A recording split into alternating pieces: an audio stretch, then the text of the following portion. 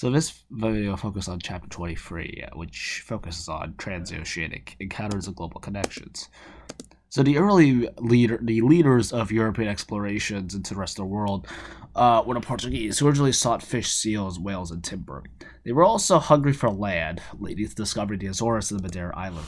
Eventually, they were completely motivated by God, for the search for God, glory, and gold. One of the major motivators for Europe in general to explore was to find maritime routes to Asia, specifically find spices, silk, and porcelain. This was important, especially considering the Silk Road to become more dangerous since it spread bubonic plague, and also the Ottoman Turks had taken Constantinople, therefore they could jack up the prices as much as they please. There was also a great demand for goods and for lower prices and for more profits, particularly regarding Indian pepper and Chinese ginger, which have become increasingly essential in the diet of the European wealthy class. There was also demand for African gold, ivory, and slaves. Another major impetus for this exploration was to convert others to your faith, to Christianity. Like Buddhism and Islam, Christianity is a missionary religion. This is justified in the Great Commission in Matthew 28, go therefore and make disciples of all nations. Franciscan and Dominican missionaries went to India, Central Asia, and China to convert other people. These were mostly peaceful efforts. Of course, there were the violent efforts such as the Crusades and the Reconquista in Spain. This exploration was made possible due to technological barriers having been overcome. The Chinese rudder was introduced in the 12th century, and square sails have been complemented by the triangular lateen sails. There was also the introduction of navigational instruments such as the compass and astrolabe / backstaff. There was also the knowledge of the wind wheels or the currents, and this is what they are basically. The winds and the currents blow in, move in predictable ways that can allow Europeans to traverse the world. And this is a map of the ones in the Pacific. So one of the major early breakthroughs of our Portuguese was led by Prince Henry of Portugal, who lived from 1394 to 1460. He was a major patron of these explorations, and thus he was called Prince Henry Navigator. In 1488, Bartolomé Diaz rounds the Cape of Good Hope and enters the Indian Ocean basin. Vasco da Gama goes around the Cape of Good Hope and reaches India by this route by 1497. He is luckily met by a Tunisian who spoke Spanish, and thus the Portuguese, by 1500, could establish a trading post out of Calicut, India. Now we get this guy, Christopher Columbus, who in 1492 sailed the ocean blue, as we all know. Now, no misconception. People thought that, that at the time people thought the world was flat. At the time, almost everyone knew the world was round. But Columbus believed that Earth was much smaller than it is today. He estimated Japan was approximately 2,500 miles west of the Canaries. Actually, it's like 10,000 miles. Now, the Portuguese think he's crazy, and thus they do not fund his proposed westwardly route to Asia.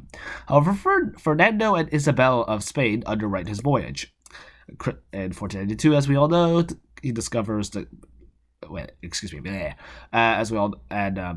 reaches the New World thanks to his patronage. He discovers the Bahamas and Cuba. So this is a map of the European exploration in the Atlantic Ocean from 1486 to 1498.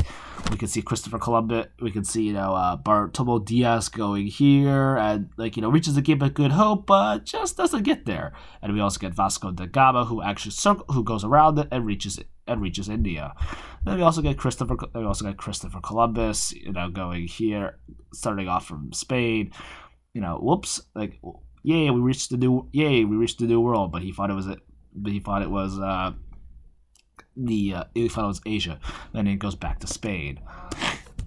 Columbus tries 3 times to reach Asia, never does. But by the early 16th century, several major powers follow, with particularly the Portuguese, Dutch, English, and French. They realized the value of the newly discovered Americas, and this was a huge and lucky geographical break for the Europeans. Now, if the Pacific was as narrow as the Atlantic, China probably beat would have probably done it. But thanks to geography, the Europeans get there first. Now in the Pacific realm of the Pacific, Magellan is able to circumnavigate the globe. The Spanish build the Philippines-Mexico trade route, also known as the Galleon trade route. And the English and the Russians look for the northwest passage to Asia, but the routes are clogged by ice in the Arctic Circle. Now they may become possible due to the fact that global warming is melting on the ice in there. So yay! Sir Francis the Sea Dog / Pirate Drake explores west coast of North America for England, and Vitus Bering of Russia sails for the Bering Strait, which is named after him unsurprisingly. The Russians build settlements in Hawaii and Sonoma, California. And James Cook of England explores the Southern Pacific. So this is a map of Magellan's circumnavigation of the world. He, circles around. He leaves Spain. Goes for the Strait of Magellan. Goes to the Pacific. Reaches the Philippines. Gets killed around these islands. Goes back. His expedition goes back and reaches back to Spain. Wait, hold on. Yeah, I think it's Spain. Sorry. Now, you have to imagine, at the time, this was very crude technology. This was a very daring feat, and it's not surprising that almost everyone on Magellan's expedition died trying to do this. So, yeah. Not fun. This is a map of European expeditions into the Pacific of James Cook. As we can see, he just goes everywhere. The Portuguese were the first to set up trading posts to set up a trading post empire, 50 by the mid-16th century. These were not to conquer territories because Portugal was very small, but instead to control trade routes. Alfonso de Albuquerque was the architect of this strategy.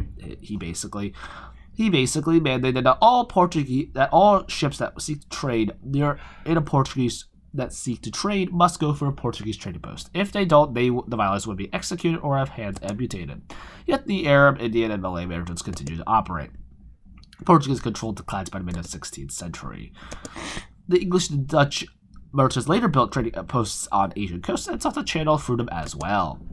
These were rival and parallel trading networks. The English concentrated the Indian trade, while the Dutch concentrated Cape Town, Colombo, and the East Indies, aka Indonesia.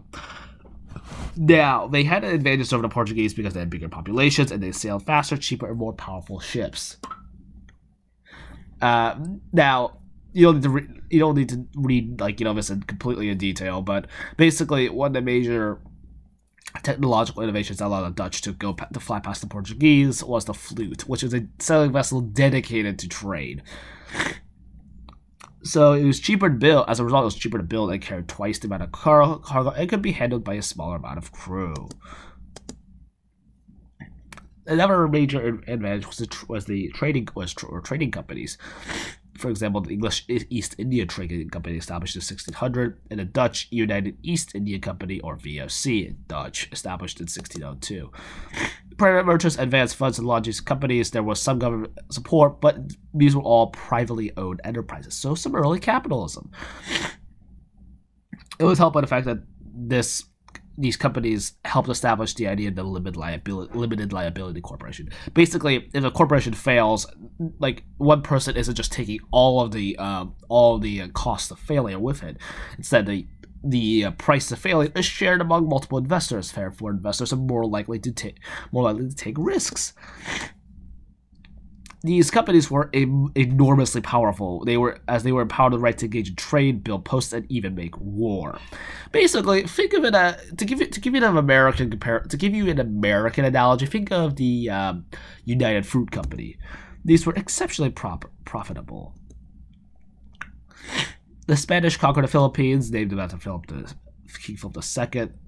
Manila becomes a major port city. There's an influx of Chinese traders, however, who were needed, but they were highly resented by Spaniards and the Filipinos. You would have frequent Chinese massacres throughout the 17th up to the 19th century. There's also significant missionary activity among the Filipinos. As a result, that's why the Philippines is the most Christian country in all of Asia. with one of the world's largest Catholic populations. The Dutch concentrate on the spice trade in Indonesia, and they have a near monopoly on key spices, but they never really focus on missionary activity. The Russians take over the Mongol khanates by the 16th century and seize Astrakhan, where the Volga River enters the Caspian Sea, and make it a major trading city, with trade all the way to India. The Caucasus are absorbed in the 18th century, and if you wonder what the Caucasus is, basically this region with Georgia, Armenia, and Azerbaijan. Now, while the rest of Europe expands by sea, Russia is expanding by land, much like the Americans did in the during the 18th and 19th centuries. Their Siberian expansion in the 16th and 17th centuries, motivated by a quest for fur. They at first trade with the indigenous hunter-gatherers. And as they are seeking otter, lynx, Arctic fox, especially sable. They have little success with missionary activities. They also spread deadly pathogens and alcohol. Reminds you of what the Americans did to the Native American. Doesn't remind you of what white Americans did to the Native Americans. They are at least as horribly exploitive as the Europeans in the Americas. So yeah. They reached the Pacific Ocean by 1639, which is a very rapid expansion. They also reach Alaska, California, and Hawaii. So this is a map of Russian expansion. As we could this is the duchy. This is the initial Duchy of Muscovy. Eventually, Russia expands to here by 1584, and then by 1689 they absolutely explode all the way to the Pacific, and in 1762 they finally clean up some stuff here,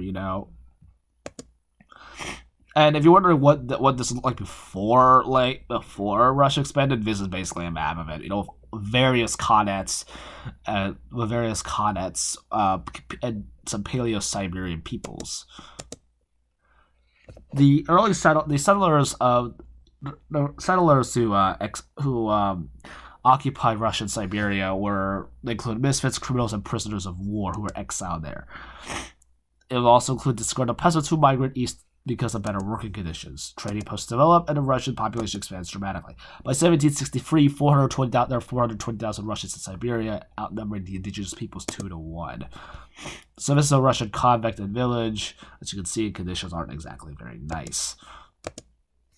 The Dutch supplant the Portuguese in the Far East and keep Britain out of the spice trade, but cotton and tea supplant spice in the early 1700s.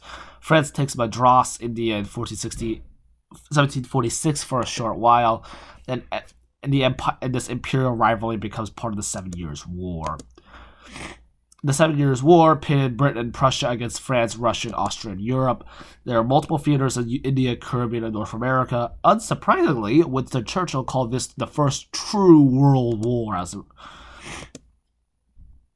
This war merges with the French and Indian War in North America, which lasts from 1754 to 1763. Funny enough, George Washington started this war when he shot a French officer. The British emerged victorious and established primacy in India and Canada, while the French chose to retain the Sugar Islands over Canada. This sets up the conditions for British hegemony for the next 150 years. The Columbian Exchange linked previously independent biological zones, namely the New World and the Old World. It permanently alters the human geography and the natural environment. You have a global diffusion of plants, crops, animals, and disease pathogens, with key products being sugar and silver from the New World.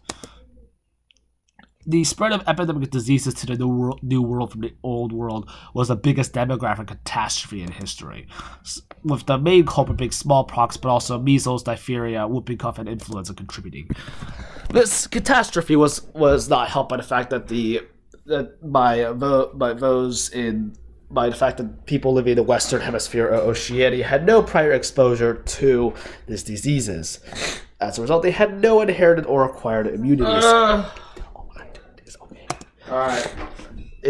you had smallpox, for example. You had smallpox outbreak in 1519 in the Aztec Empire, with the population declining by as much as 90% within 100 years, declining from 17 million to 1.3 million. The Columbian Exchange also increases overall food supplies with the introduction of European animals to the Americas, such as horses, cattle, pigs, chickens, etc. You also had the introduction of American foods to Europe, Asia, and Africa, such as maize, potatoes, beans, etc. This led to an overall improvement in the diet and a steady population growth and a more varied cuisine and better food for livestock, such as corn. So this is a map. This is not a map. A graph of world population growth from 1500 to 1800. As we can see, the introduction of all these new crops led to a large population expansion. One of the major human population movements was enslaved Africans moving to South America, North America, and the Caribbean, with this being the largest contingent of migrants ever. Until the 19th century, Africans greatly outnumbered European settlers, and these migrations have profoundly influenced modern world history, not always for the better, however. You have transoceanic trade in the Atlantic Ocean basin, with manufactured goods from Europe going to Africa to be traded be exchanged for slaves. These slaves are transported to the Americas, where they are exploited to produce raw materials such as rum, which is then shipped back to Europe to be converted to finished goods. This is known as the triangular trade. You also have the Manila galleons, which dominated the Pacific Ocean trade, which carried large cargoes between Mexico and the Philippines, essentially Chinese silk for American silver. Fur-bearing animals were hunted to extinction or near extinction, same with whales, codfish, and other animals for industrial uses. You also had this continued the relentless human exploitation of the natural environment. And that is all.